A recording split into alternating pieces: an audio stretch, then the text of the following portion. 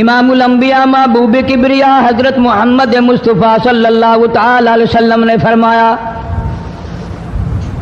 لو کان بعدی نبی لکان عمر، او کما قال النبی صلی اللہ تعالی علیہ وسلم، او لوگو اگر میرے بعد کوئی نبی آنا ہوتا، اللہ کو کوئی پیغمبر اور بھیجنا ہوتا تو میرے بعد فاروق اعظم رضی اللہ تعالی عنہ نبی بن کر آتے۔ امیر المومنین خلیفۃ المسلمین سیدنا فاروق اعظم رضی اللہ تعالیٰ عنہ ان بہادر جوانوں میں سے ہے جن کا دبدبہ آج تک دنیا میں مانا جاتا ہے۔ اہل اسلام نے مورخین نے تاریخ کی کتابوں میں لکھا ہے اگر فاروق 1 سال اور زندہ رہ جاتے دنیا میں کفر کا نام و نشان باقی نہ رہتا۔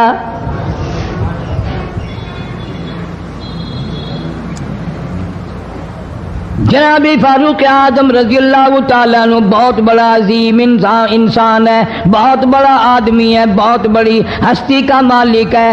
جناب مدنی کریم صلی اللہ تعالیٰ علیہ وسلم کی دعا کا ثمر بن کر آیا، دعا کا نتیجہ بن کر آیا۔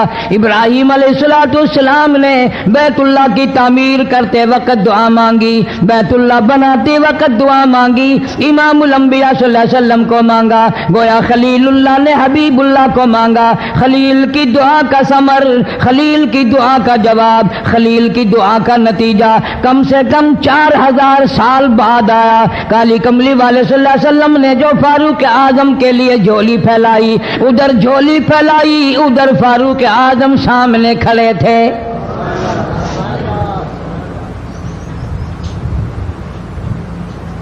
ملتان کے مسلمانوں کبھی تو سوچا کرو مانگنے والے کی جھولی بھی دیکھ۔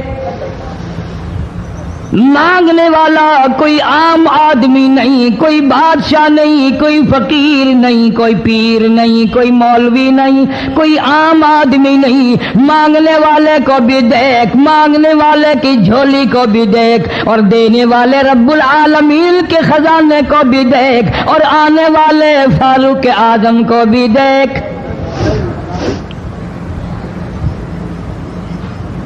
کس شان سے مانگا، رو رو کے مانگا، آہو زاری کر کے مانگا۔ مسلمان بڑے پریشان ہیں۔ سرزمین عرب میں مکے کی سرزمین پہ مسلمانوں کی تعداد بڑی مختصر ہے۔ مورخین نے لکھا ہے فاروق اعظم رضی اللہ تعالیٰ عنہ کی تشریف لانے والے دن تک مسلمانوں کی تعداد صرف 14 تھی۔